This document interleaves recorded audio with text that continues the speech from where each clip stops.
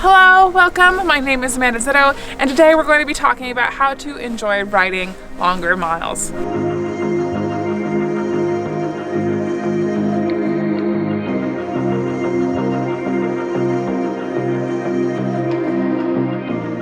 Make sure that you have a good idea of what your route is going to look like. Some detours are totally okay and encouraged, but having a good idea of where you need to stop, where you can stop, is a good idea. This also counts towards being prepared if there are going to be big long stretches with 0 gas stations. This also means being aware of any hospitals along your route, multiple different places to stay so that you have a backup plan, and also being aware of where you can take your bike in case of any unplanned events. Also, if you do a couple Google searches before you leave, you might find really cool things to see that you would not have found otherwise. Be realistic about your mileage. Everybody's range of mileage is going to be different. But the thing that is universal to all long distance motorcycle riders is that we always assume that we can do more miles in one day than we actually can. The best thing that I have found to be more realistic about the mileage that I can do in one day is to add almost 2 to 3 hours to however long you think it's going to take to get there. This accounts for breaks, gas and snack stops, coffee, lunch, dinner, and breakfast, and photo stops. 2 to 3 hours may seem excessive to you, but in reality, it's kind of conservative. We'll talk more about the importance of breaks in a minute, but if you're going to make the most out of your trip, you need to pace yourself. This is a marathon, not a sprint. Don't bring yourself out going 3 times as many miles as you're used to going in one day just so that you can get somewhere, because chances are the next day your body is going to feel destroyed. How are you supposed to enjoy this amazing place or this fantastic event that you rode all this way to get to if you're dead tired? Remember to take a break and move your body. Long rides are made of all of the little stops that you take before you get to your destination. This means all the new people that you're going to meet, that really epic view you weren't expecting to see, and that restaurant that was so good that you took the time to eat at. If you're too focused on getting there as soon as humanly possible, you're going to miss all of the little things that make the journey better. Sitting in one position on the bike for hours on end also has the unwanted side effect of shortening how many hours you can do as a whole. Your body needs to move and you need to stretch. These little 5 to 10 minute breaks every hour or two is what's going to keep you going longer. If you sit there and realize that you're grinding your teeth, chances are your muscles are tense too. Remind yourself to relax. Loosen your jaw muscles. Move your butt into a different position on the seat to give your arm and your shoulder muscles a break. Eat real food. I want to emphasize how important it is to eat well while you're on the road. Not only that, but you need to eat balanced meals, now more than ever. Dehydrated meals are super yummy and super easy to make at camp, but you need to keep in mind how much sodium that they're using to preserve the ingredients in that dehydrated meal. I'm not bagging on dehydrated meals, they are super awesome, but I'm just saying that you need to balance it out pretty evenly with food that's not processed or packed with a ton of salt or sugar. It can be really easy to fall into the pit of just eating junk food from the gas station or Cliff Bars because it's easy. But your body needs to stay healthy for you to have a good time on the road, so we need to feed it healthy things. This also means that you do need to eat veggies, not just meat and barbecue. Multivitamins and some immune boosters can't hurt, but the best way to make sure that your body stays healthy and in good shape while you're on the road is to make sure the fuel you're putting into it is good. Be prepared for the changing conditions. This means always carrying waterproofs, whether it's beautiful and sunny or not, and also carrying a couple extra layers just in case the temperature suddenly drops. This will happen everywhere, so I don't care if you're riding out into the middle of the desert, it will get cold at night. This also means making sure that your luggage is waterproof or can be made waterproof. If your luggage isn't waterproof, I recommend packing all of your stuff in dry bags. Oftentimes, especially on super long trips, it's worth it to put the money up front to get waterproof luggage. You know, it's nice not to have to stop and put a cover over your bags while the rain is pelting you on the side of the road. Another thing that I learned the hard way. This also means bringing sunscreen so you don't burn your face. Bug spray and chapstick are also very important things. Drink lots of water.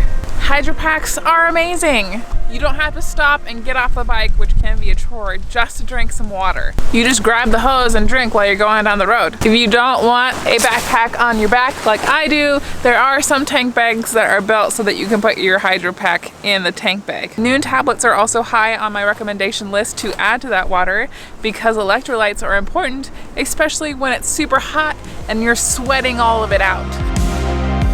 Make sure that you have appropriate gear.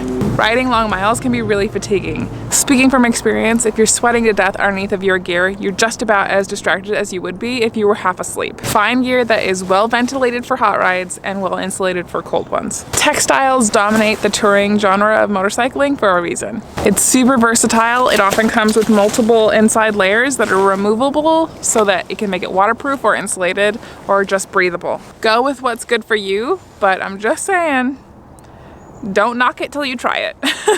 Same thing goes if your gear is too short, too long, or too small, or too big for you. Your discomfort is a safety hazard. Have you noticed that if you're soaking wet, too hot, too cold, or just straight up uncomfortable, that's the only thing you can think about? That's exactly what's happening when you're going down the road and you're missing all this gorgeous scenery because your gear doesn't fit you properly and it's not breathable or it isn't insulated enough. Have a backup way to charge your devices. You should be charging your phone every night on your trip, but you don't always have access to a wall plug. So make sure that you have a way to charge it on your bike or an extra battery pack so that if and when your phone dies and you need it, you have a way to charge it so you can use it. You don't realize how powerful of a tool your phone is until it's dead and you need it. This also counts for any emergency devices like your Spot or an InReach. It doesn't do you any good if the battery is dead and you don't have any way to charge it. This also goes for your communication devices, cameras, all the things. Battery packs are lifesavers. Carry the stuff for emergencies. This includes your first aid kit, tools for the bike, and a little bit of extra gas. If you don't know a whole lot about your bike, I highly encourage you to get the user manual for your bike. Not just the one that comes with it when you buy it, but like the Chilton or the Haynes manual that really breaks everything down on how to work on your bike.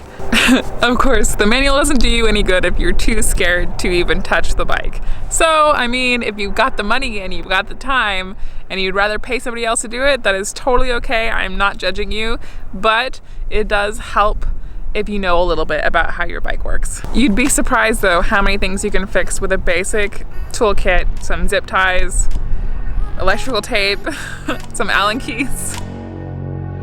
Check the bike before you leave. Like, actually before you leave, not the night before. Clean and lube your chain.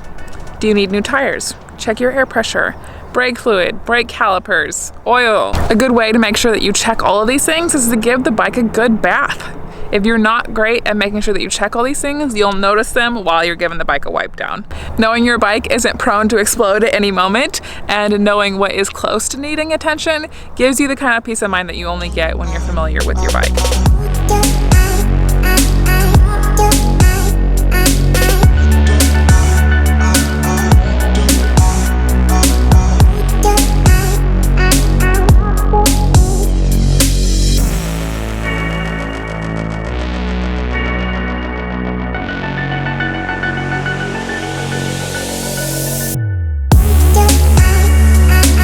Now these are just a few tips that skim the top of things that can make traveling long distance on a motorcycle more comfortable.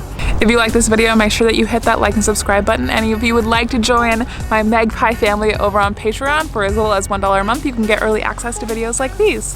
If that's not up your alley, that is totally okay. I will leave links in the description to my Redbubble and my Etsy shop where you can get prints, stickers, t-shirts, all the things with my motorcycle art on them. If both of those are not up your alley, that is totally okay. I appreciate you just for being here and watching my videos.